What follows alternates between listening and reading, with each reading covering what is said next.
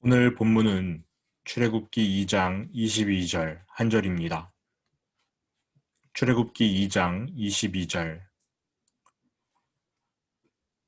한 절 말씀 다 함께 읽겠습니다. 그가 아들을 낳음에 모세가 그의 이름을 게르솜이라 하여 이르되 내가 타국에서 나그네가 되었음이라 하였더라. 아멘. 어제 잠시 이 구절을 읽고 넘어갔는데요. 오늘은 모세의 첫째 아들 게르솜, 이 게르솜에 대해서 말씀을 전하려고 합니다. 그가 아들을 낳음에 모세가 그의 이름을 게르솜이라 하여 이르되 내가 타국에서 나그네가 되었음이라. 아들을 낳고 게르솜이라고 이름을 지었는데요. 이름의 뜻이 이렇습니다. 게르 하면은 나그네라는 뜻이고요. 솜 하면은 거기라는 뜻입니다. 그래서 게르솜 그러면 내가 거기서 나그네가 되었다. 이러한 의미예요. 모세는 어디에서 나그네가 되었습니까? 사도행전 7장 29절 제가 읽어드리겠습니다. 모세가 도주하여 미디안 땅에서 나그네 되어 거기서 아들 둘을 낳으니라. 스데반 집사님의 설교인데 스데반의 설명대로라면 모세는 지금 미디안 땅에서 사는 동안 나그네가 되었다. 이렇게 볼 수 있겠지요. 미디안 땅에서 나그네가 된 것 사실입니다. 그런데 정말 모세가 미디안 땅에서만 나그네였는지 한번 따져보도록 하겠습니다. 모세는 태어난 지 3개월 만에 자기 집에서 버려집니다. 잠깐이지만 버려지는 것이지요. 영유아기의 모세는 자기 집에 3개월밖에 머물지 못했던 그 집안의 나그네였습니다. 나일강에서 목욕하던 이집트의 공주가 모세를 발견하고 그 자리에서 양자로 삼지요. 하지만 여건상 왕궁으로는 들어갈 수 없었습니다. 모세는 이미 이집트 공주의 아들이 되었지만 왕궁으로 데려갈 수가 없기 때문에 히브리 출신의 유모, 사실은 친엄마이긴 해요. 그래도 히브리 출신의 유모에게 맡겨집니다. 그러니까 그 순간은 이집트 공주로부터 버림받은 나그네가 된 것이지요. 모세는 엄마 품에서 자랍니다. 그런데 젖을 떼고 어느 정도 시간이 지나자 이집트의 공주가 모세를 데려갑니다. 또다시 자신의 집을 떠나야 했던 겁니다. 어린 시절 모세는 집안의 나그네로 지냈던 것이지요. 이번에는 꽤나 오랜 기간을 한 곳에 머뭅니다. 이집트 왕궁이에요. 적어도 나이 40이 되기까지는 왕궁에서 지냅니다. 모세는 자신이 히브리인임을 잊은 적이 없지만 그래도 이집트 왕궁에서 나름 인정받고 대우받으며 오랜 기간을 살았기에 그곳을 자신의 집처럼 여겼을 것입니다. 하지만 동족을 돌보려는 생각, 그래서 스스로 왕궁의 문을 박차고 나가지요. 결론적으로 되돌아보니까 그 40년 가까운 기간은 모세가 이집트 왕궁 안에서 나그네로 지냈던 시간입니다. 자기 동족 히브리인들에게 급격히 마음이 기울었어요. 그래서 동족을 못살게 구는 이집트 관리를 쳐 죽입니다. 이제 히브리인의 환대를 받으면서 민족의 지도자로 우뚝 설 것이다. 이렇게 생각했는데 모세의 기대와 달리 히브리인들은 모세를 거절했습니다. 그는 히브리인들이 사는 거주지로부터 쫓겨난 나그네였습니다. 이튿날 모세의 살인 행각이 곳곳에 알려졌습니다. 심지어 파라오에게까지 전해졌어요. 가뜩이나 정치적인 원수였던 모세가 꼴사나운 판이었는데 파라오는 잘됐다 싶어서 모세를 죽이기로 결심합니다. 모세가 도망쳐요. 결국 태어나면서부터 이집트 땅을 도망쳐 나오기까지 그곳에서 지냈던 40년의 모든 시간이 나그네 세월이었던 겁니다. 아무 소망 없이 도망쳤습니다. 그런데 하나님께서 모세의 삶에 새로운 장을 열어주셨습니다. 모세에게 손을 내밀어 줄 만한 사람들을 붙여주신 것이지요. 르우엘과 그의 딸. 모세는 르우엘과 지내기를 기뻐했고 또 르우엘 역시 그를 사위로 삼을 만큼 좋아했습니다. 그렇게 모세와 십보라는 결혼하고 아들을 낳았어요. 미디안 광야 그 땅은 이집트 왕궁처럼 화려하지는 않았습니다. 그러나 이집트에서 겪었던 참사가 반복될 일도 없었지요. 이제 모든 과거를 다 잊고 미디안 땅에서 행복하게 살기만 하면 됩니다. 하지만 무언가가 모세의 마음에 걸려요. 미디안 땅도 모세의 정착지가 되지는 못했습니다. 그냥 마음 잡고 편하게 살면 좋으련만 어느 순간에 미디안 땅이 어색해진 거예요. 그래서 모세는 여전히 나그네로 지내는 자신의 모습을 보게 됩니다. 게르솜, 내가 그곳에서 나그네가 되었도다. 이렇게 살펴보니까 모세는 자기 집에서도 나그네로 지냈고 이집트 왕궁에서도 나그네, 히브리인 공동체에서도 나그네, 쫓겨나서 도망쳐서 미디안 땅에서도 나그네로 지낸 것입니다. 모세는 이 땅 어느 곳에도 발붙이지 못한 나그네였습니다. 태어나면서부터 지금까지 나그네가 아니었던 적이 없었습니다. 미디안 땅에서만 나그네였느냐? 아니에요. 태어나면서부터 지금까지 계속 나그네였습니다. 이것이 모세의 정체예요. 엄밀히 말해 모세는 히브리인이었지만 히브리인이 아닌 채로 살았습니다. 또 그는 이집트의 왕자였지만 이집트 사람이 아닌 채로 살았습니다. 미디안에서 새 삶을 시작했으니까 이제 미디안 사람인데 여전히 나그네예요. 정처 없는 나그네. 이게 모세의 변함없는 정체성입니다. 그동안 모세는요, 자신이 원하면 어디에나 속할 수 있는 주인공이라고 착각하며 살았어요. 본인이 선택하면 이집트 사람이 될 수 있고 또 히브리 사람도 될 수 있고 미디안 사람도 될 수 있다. 이렇게 착각한 거지요. 사실은 어디에도 소속되지 못한 나그네였는데 그동안 이 사실을 깨닫지 못하다가 이제 처음 자각하고 본인의 입을 열어 고백합니다. 나는 나그네이다. 나는 거기서 나그네가 되었다.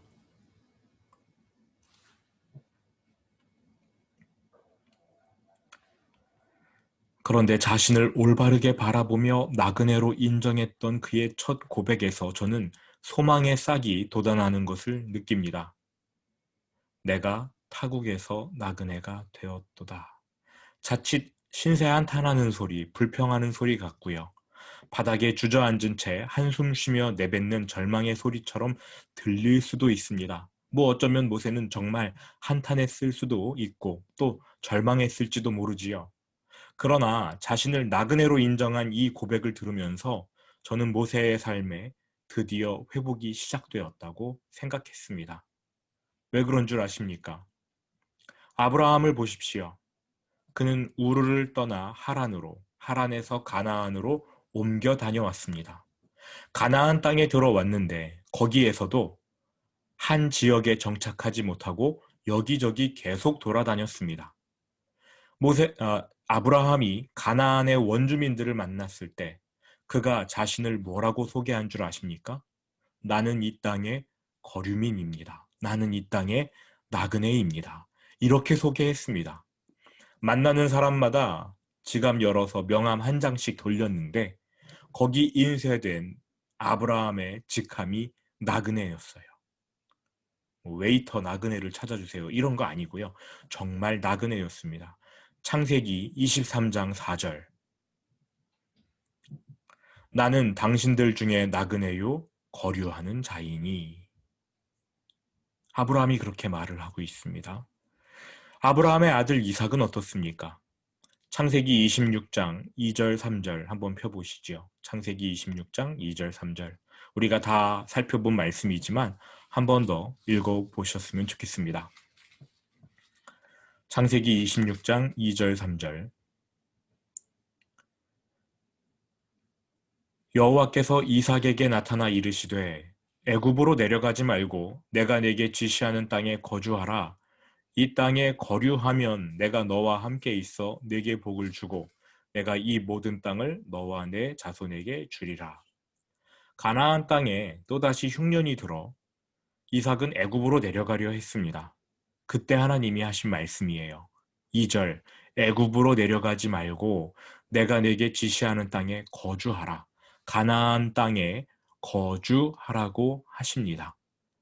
가나안 땅에 발을 붙이고 살아라. 가나안 땅을 떠나지 말라. 이러한 말씀이에요. 그런데 3절, 이 땅에 뭐하면? 이라고 하나님이 말씀하십니까? 이 땅에 거류하면. 2절에서는 거주하라고 하셨는데 3절에서는 거류하라고 말씀하셔요. 여러분, 거류가 무슨 뜻인지 아십니까? 거류? 한 곳에 계속 머물지 않고 여기서 잠시 저기서 잠시 나그네처럼 거처를 옮겨 다니는 걸 거류라고 합니다. 그러니까 하나님이 가나안 땅을 떠나는 것은 허락하지 않으셨는데 그 땅 안에서 한 곳에 정착하는 것도 허락하지 않으셨어요. 가나안 경내에서 계속 떠돌아다니라고 말씀하신 것입니다. 쉽게 설명드리면 하나님이 이삭에게 나타나 얘야 너는 중국으로나 일본으로나 넘어가지 말고 한국 땅에 거주해라. 그러나 한 지역에 머물지 말고 서울, 대전, 대구, 부산, 인천, 춘천 등 여기 찔끔 저기 찔끔 떠돌아다니며 살아라. 이렇게 명령하신 거예요. 그럼 이삭의 정체성은 무엇입니까?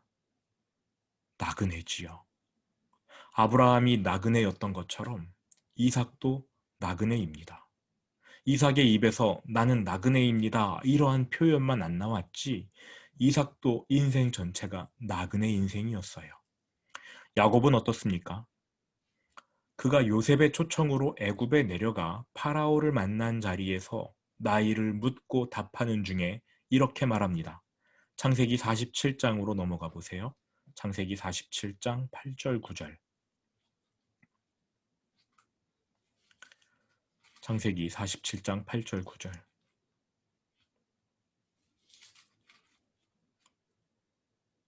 읽어보시죠. 바로가 야곱에게 묻되 내 나이가 얼마냐? 야곱이 바로에게 아뢰되 내 나그네 길의 세월이 130년이니이다. 그냥 내 나이 130입니다 라고 답하면 되는데 야곱이 내 나그네 길의 세월이 130년이다 이렇게 답을 해요. 아브라함과 이삭은 그나마 가나안 땅 안에서 나그네로 지냈다 이렇게 고백했는데 야곱은 그냥 밑도 끝도 없이 내 나그네 길의 세월이 어디서 나그네 생활을 했는지 출처도 밝히지 않고 그냥 자신을 나그네라고 소개합니다. 우리는 야곱이 어디서 나그네 인생을 살았는지 알지요. 가나안 땅에 있다가 외삼촌 집으로 갔다가 다시 가나안 땅으로 돌아오는 길에 여기저기 거쳐서 가나안으로 도착했다가 거기에서 또 여기저기 지나다니는 야곱의 삶. 나그네입니다. 보이십니까? 아브라함, 이삭, 야곱이 나그네로 지냈습니다. 이 사실이 보여야 합니다. 이 사실을 염두에 둔 채 신약 히브리서 11장을 한번 펴보시기 바랍니다. 히브리서 11장. 믿음장이라고 별칭으로 불리는 히브리서 11장입니다.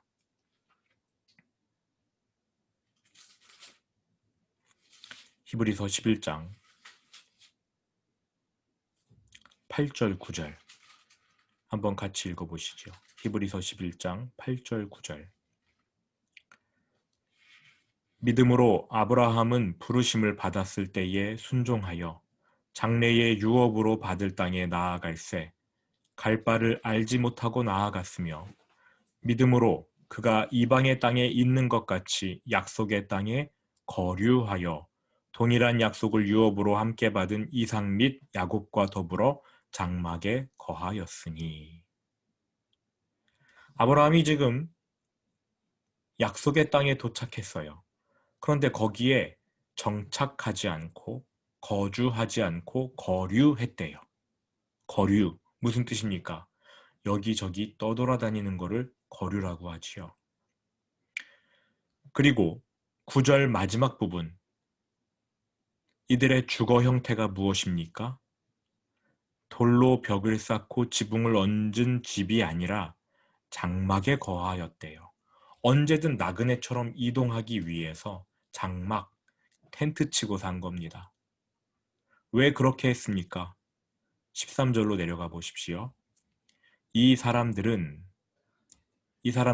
여기 아브라함, 이삭, 야곱을 말합니다. 다 믿음을 따라 죽었으며 약속을 받지 못하였으되, 약속은 땅과 민족을 약속받은 건데 이들이 살아있을 때에는 이루어지지 않았잖아요. 그래서 그것들을 멀리서 보고 환영하며 또 땅에서는 외국인과 나그네임을 증언하였으니. 14절, 그들이 이같이 말하는 것은 뭐라고 말했냐면 아브라함, 이삭, 야곱이 스스로를 나그네라고 증언한 거죠. 왜 그렇게 했대요? 자기들이 본향 찾는 자임을 나타냄이라. 15절, 그들이 나온 바 본향을 생각하였더라면 돌아갈 기회가 있었으려니와. 육신의 본향을 그리워했다면 아브라함은 우르로 돌아갔겠지요. 그런데 아브라함이 절대 안 돌아갑니다. 그 아들 이삭도 본토로 또 친척 집으로 보내지 않았어요. 가나안 땅에 머물게 놔두었습니다. 16절, 그들이 이제는 더 나은 본향을 사모하니 곧 하늘에 있는 것이라. 아, 이 땅의 본향, 육신의 본향을 그리워하지 않고 하늘나라를 새로운 본향, 더 나은 고향으로 여겼기 때문에 이 땅에 사는 동안 누구를 만나든지 자신을 나그네로 소개한 거예요. 실제로 자신들의 정체성에 맞게 이곳저곳 떠돌아 다녔다는 것입니다. 그래서 어떤 일이 벌어졌습니까? 이러므로 하나님이 그들의 하나님이라 일컬음 받으심을 부끄러워하지 아니하시고 그들을 위하여 한 성을 예비하셨느니라. 아브라함, 이삭, 야곱이 나그네로 살았던 삶에 대해 하나님이 무엇으로 보상하셨습니까? 첫째, 내가 너희의 하나님이다. 나는 아브라함, 이삭, 야곱의 하나님이다. 이렇게 자랑하셨대요. 하나님께서 모세를 대면한 장면에서 하나님이 뭐라고 자신을 설명하는지 아십니까? 나는 아브라함과 이삭과 야곱의 하나님이다. 이들이 나그네로 지냈던 대가가 그들의 하나님이 되신 거예요. 둘째, 이들을 위하여 한 성을 예비하셨답니다. 그 성이 어딥니까? 천국이죠. 하늘에 있는 본향, 하나님 나라. 비단 아브라함, 이삭, 야곱만 나그네입니까? 여러분의 정체는 무엇인 줄 아십니까? 축하드립니다. 여러분도 나그네예요. 여러분도 거류민입니다. 정처 없는 떠돌이입니다.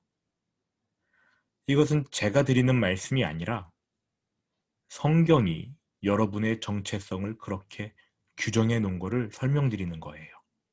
베드로전서 2장을 한번 펴보시기 바랍니다. 베드로전서 2장, 거기에 우리의 정체성이 기록되어 있습니다. 베드로전서 2장.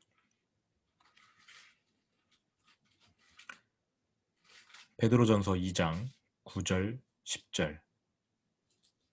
우리 함께 읽어보시죠. 베드로전서 2장 9절, 10절.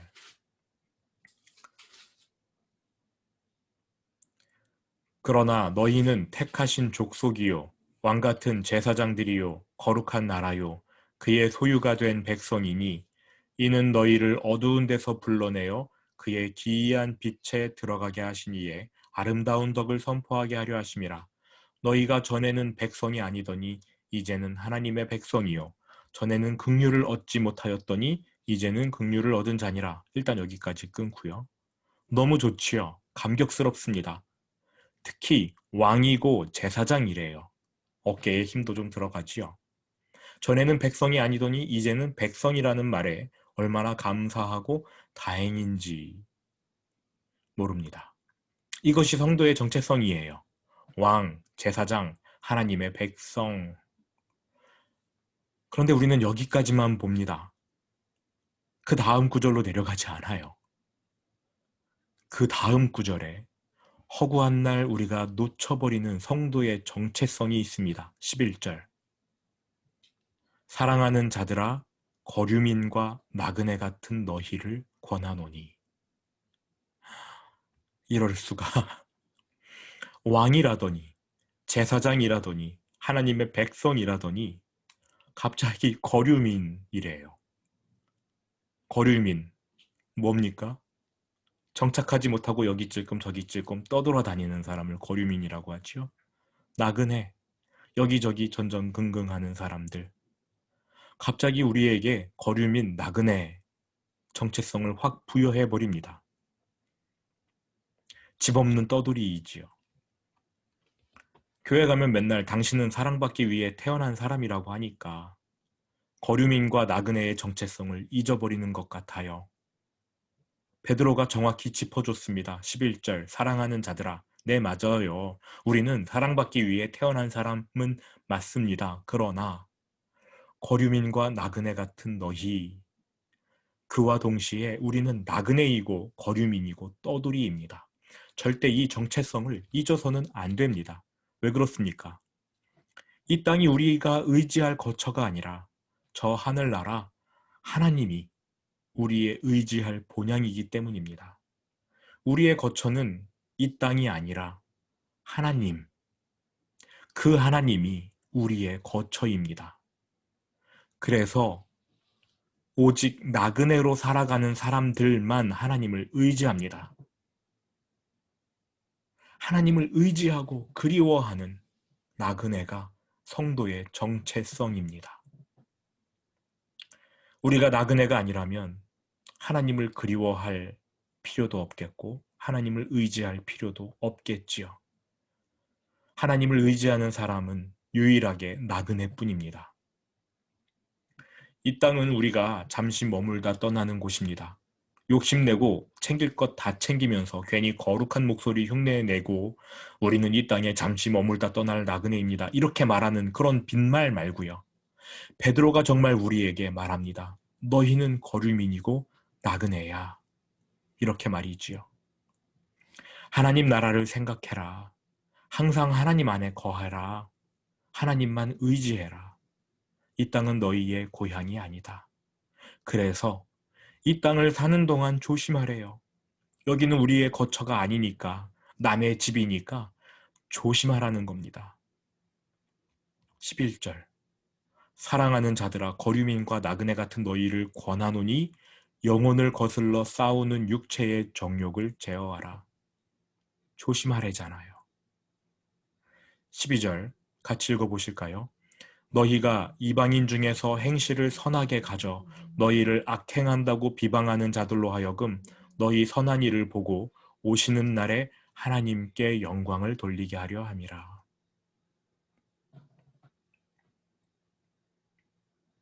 어쨌든 성도는 하나님의 모든 백성은 하나님 나라의 시민입니다. 그래서 이 땅에서는 나그네이고 거류민이에요. 드디어 모세도 자신을 나그네라고 고백했습니다. 본인도 모르게 하나님 나라의 백성임을 시인한 거지요. 하나님은 모세가 나그네 정체성을 마음에 새기며 살아가길 바라셨습니다. 이 땅이 우리의 본향이 아니라 하나님이, 하늘에 계신 그 하나님이 우리의 본향이라는 의식을 가져야 이 땅에서 참된 자유를 누릴 수 있기 때문입니다. 이 세상에서 우리의 발목을 죄어오는 그 모든 족쇄들은 내가 나그네가 되는 순간 나에게서 끊어집니다. 오늘 묵상 포인트입니다. 여러분은 나그네 정체성을 갖고 계십니까? 들은 말씀 기억하면서 주기도문으로 오늘 예배를 마치겠습니다.